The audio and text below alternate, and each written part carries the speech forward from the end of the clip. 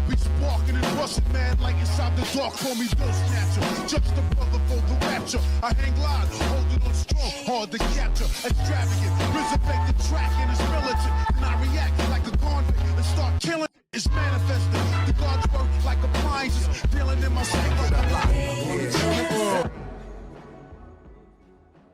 Yo, what's going on, everybody? It's your boy Naruto Explain here, bringing you guys another discussion for Boruto Naruto Next Generations, the manga. And for anime-only fans, this is the time of the month where a lot of the content that you guys are going to see on the channel is going to be spoiler-heavy, so I thank you for your support. However, if you're still here, I'm assuming that you guys are caught up with the manga, or you're somebody that's a big-brain person and you don't care about spoilers. So, I gotta say right now, man, we have some promotional leaks for Boruto Chapter 56, and I've had a few people ask me whether or not I'm going to weigh in on this new information that has popped up on the radar for us. So first of all, gotta give credit to Abdul over on Twitter. Make sure you go give the guy a follow, and big shouts out to Abdul, man. But Abdul got a hold to some of the scans that have leaked online and got somebody to translate them, and the information is something that, if you're waiting to see what's going to happen before the time skip, this is definitely going to whet your appetite, because this is a hell of a plot twist. So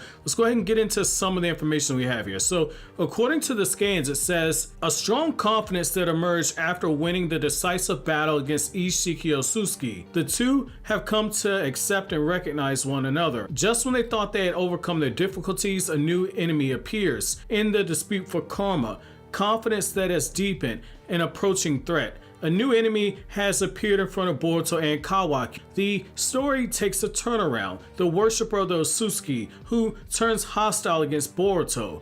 Code, a member of Kara. A mysterious young man who loves the existence of the Osusuki as a god and has the white karma. And that's where it ends off. And I gotta say, obviously, because this is promotional information, essentially they're going more so for the dramatization and exaggerating everything, but there are a few tidbits that we can kind of break down into this. So it definitely looks like one of the things they're doing is they're not necessarily going straight for a time skip like a few people actually thought, myself included. Instead, what they're doing is they're going to continue to ramp it up. So apparently they're not saving Code as this villain for the time skip. I don't think that that's what they're doing, because if Code has appeared inside of the Hidden Leaf Village, that means that he's ready for all the smoke. Like last chapter, we found out this dude had a list of people he was gonna kill. So Amato, Boruto, Kawaki, Sasuke, Naruto, all these people are on his list of people that he actually wanted to kill. And the fact of the matter is that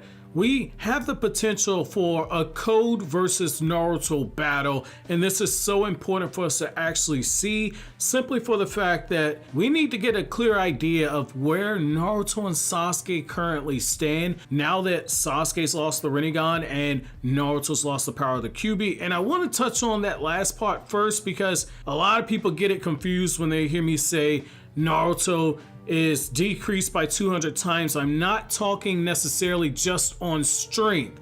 I'm not talking in that aspect. I'm referring more so to the chakra reserves. And it's simply for the fact that chakra can be used to augment your speed, your strength, your stamina. And so for a character like Naruto, who has perfect chakra control, a character like Naruto who was shown giving his chakra to tens of thousands of shinobi, the appropriate amount that each of them could handle, and equally distributing it amongst all those people. Naruto having those huge chakra reserves, it allows him to fight at an ungodly pace when it comes to using these high-level ninjutsu back to back, because he's not burning through his chakra like he was in early part 1 and like he was in early part 2, and hell, you could argue up to the midway part of part 2 of the series. And so the reason why this is so huge is that now all of a sudden Naruto's gonna be walking around and looking at the chaos, and he's gonna see a figure suddenly start descending through the crowds of Konoha, approaching the Hokage residence.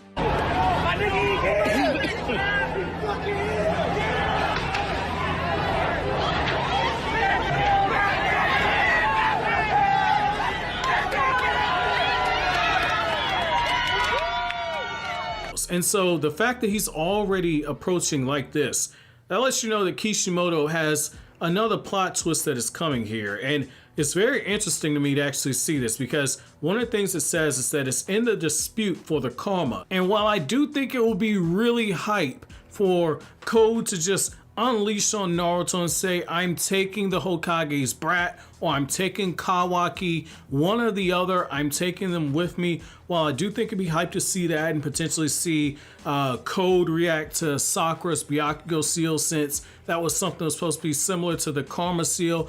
While I think it'd be hype to see Code versus Kakashi, something I've been calling for a very long time now. The fact is that because Kishimoto's the one doing the story, I feel like this is going to be more of a plot twist type of a chapter. I don't think there's going to be a lot of action in this one. I could be mistaken, because the illustrator Ikimoto loves to kind of dabble his feet into Dragon Ball references, and so I can see this being an action heavy chapter. The thing is that we've had about like 2 volumes of just non-stop action. I think that once you start getting into a situation where it's just action back to back and there's no real setup for it, I really feel like that's a bad idea. And you have to keep in mind, this is the manga, not the anime. Code has not been very well fleshed out in the actual manga. We got the most character development out of the character in the last chapter. And so I think it'd be a mistake if we just dive right back into it's like, oh, it's the new bad guy of the week. However, I do think that Kishimoto has something to play with right here. So there's a couple of options. Number one, you can look at the rest of the car members and say, hey, I ain't had nothing to do with them, screw it, just kill them all off. Or you can look at it and say, I'm going to use Code as a puppet master, or I'm going to use Amato as a puppet master and just use Code as a distraction, which is what I'm more so leaning towards. Or you could do this third option, which is you could have Code be introduced and you play up this whole angle of there being human beings who know about the Otsutsuki clan and the actual Otsutsuki clan worshippers. I think that that would be a nice segue, because once you start talking about science and ninjutsu, one thing you have to remember is that ninjutsu in of itself is almost like it's a religion. When you look at some of the stuff that Hagoromo was kind of preaching, I really feel like that's one of those things where you could kind of have those things juxtaposed to one another, where Code is somebody who follows the teachings of Ishiki Otsutsuki, and Naruto is somebody who is basically trying to preach what Hagoromo wanted chakra to be used for. And I think it's a good way to play off of that if you want to go back to some of those themes where one Otsutsuki views chakra as basically a life force that is being eaten, and the other one views chakra as being something that can actually be used to unite people and better the world of itself. I think that that could be something that could be used to play up, and it'd be very important for Boruto's generation to understand those differences before you circle back to the whole question that Boruto as a series has been tackling, which is where does actual ninjutsu fit in with scientific ninja weapon tech and just science in general? Can these things coexist? I think that would be something that could actually work there. However, I want to know from you guys, how do you guys feel about this? And out of those 3 options, which one do you think is the best option for the Boruto franchise? Let me know down in the comment section below. But as always, guys, if you like anything I had to say, don't forget to comment, rate, subscribe, and share. Thank you so much for watching all the way to the end. Have an awesome day, guys.